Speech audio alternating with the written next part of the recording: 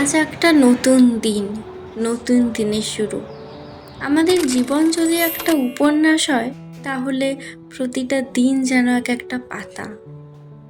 উপন্যাস পড়ার সময় যেমন অনেক সময় পরের পাতাতে অনেক অপ্রত্যাশিত ঘটনা ঘটে, কখনো দুঃখ, কখনো কান্না, কখনো আবার খুব আনন্দ, আবার কখনো যেন খুব বোরিং লাগে। আমাদের দিনগুলো অনেকটা সেরকম। তেমনই আজকে একটা নতুন দিনের শুরু তোমাদের সাথে ভাগ করে নিচ্ছি। শুধু দিন না, সকাল থেকে শুরু করে দুপুর বিকেল পর্যন্ত ছোট ছোট মুহূর্তগুলোই আজকের ক্যামেরা বন্দি করেছি। সকালটা খুব অলসভাবে যেন কাটছে, একদম স্লো মর্নিং যাকে বলে।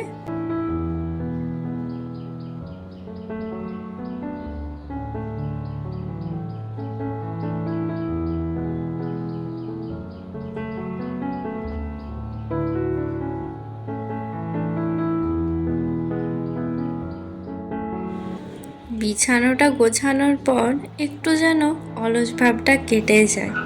কোনো কোনো দিন না খুব তাড়াহুড়োয় যায়, আবার কোনো দিন এতটাই শান্ত, ঘড়ির কাঁটাও যেন খুব ধীরে ধীরে চলে।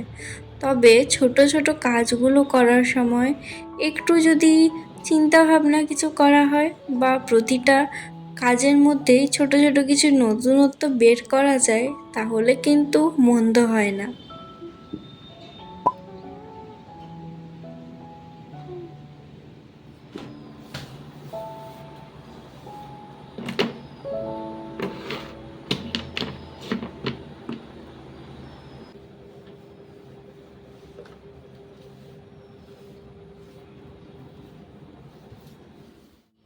নিজের চারপাশটা যত পরিষ্কার করে রাখবো, একটু গুছিয়ে রাখবো, মনটা কিন্তু ঠিক ততটাই ভালো লাগে।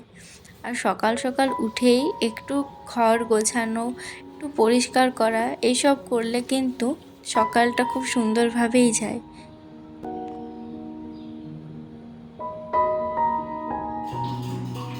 সকালের প্রায় সমস্ত কাজকর্ম শেষ।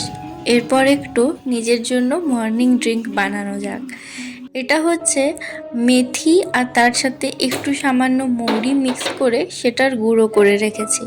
খেতে একটু তেতো হলেও এটার উপকার কিন্তু অনেক। প্রতিদিনই ঘুম থেকে উঠে আগে এটা খেয়ে দিনটা শুরু করি। ওই যে একটা প্লেন উড়ে গেল নিজের গন্তব্যের দিকে। দূরত্ব যতই হোক, আমরা কিন্তু নিজেদের গন্তব্যে ঠিক পৌঁছে যেতে পারি। তো যাই হোক, দেখতে দেখতে আমার এটা বানানো কমপ্লিট।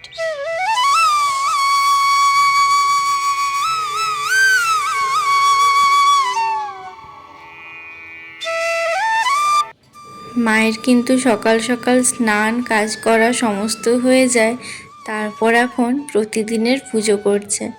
আর আজকে ছিল বৃহস্পতিবার।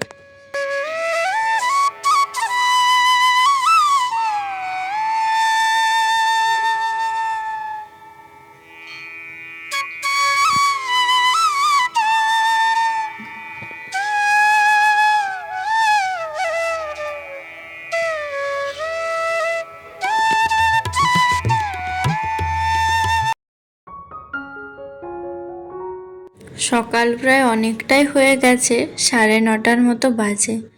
আমিও সেজন্য স্নানটা করে নিলাম। আর আজকে না, অনেক দিন পর বাড়িতে কুর্তি পরছি। প্রায় মনে হয় 1-2 বছর থেকে কুর্তি পরি না। মানে নর্মাল যদি কোথাও যাওয়ার থাকে তাহলে পরি, বাড়িতে খুব একটা পরে থাকি না। কিন্তু আজকে ইচ্ছে হচ্ছিল একটু অন্যরকম কিছু করা যায়। আর এই কুর্তিটা আমি কেনার থেকে 2বারের মতো মাত্র পরেছি, তারপর কিন্তু এটা আর আমার হচ্ছিল না। কিন্তু এখন যেহেতু কিছুদিন থেকে ওয়েট লস করছি, তো একটু হয়তো ওজনটা কমেছে, সেজন্য দেখছি কুর্তিটা খুব ভালো ফিটিং হচ্ছে। 1 মাস আগে পর্যন্তও কিন্তু এটা আমার একদমই হচ্ছিল না, সেজন্য কিন্তু সকাল সকাল মনটা একটু ভালো হয়ে গেল।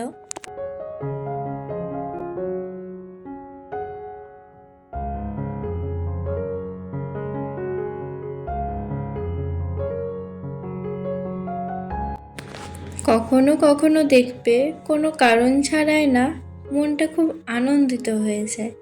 সেরকমই আজকে আমার একটু হচ্ছিল। সকাল থেকে বেশ ভালোই গেল। এক্সট্রা কিছু না, সেরম নতুনত্ব কিছুই নেই।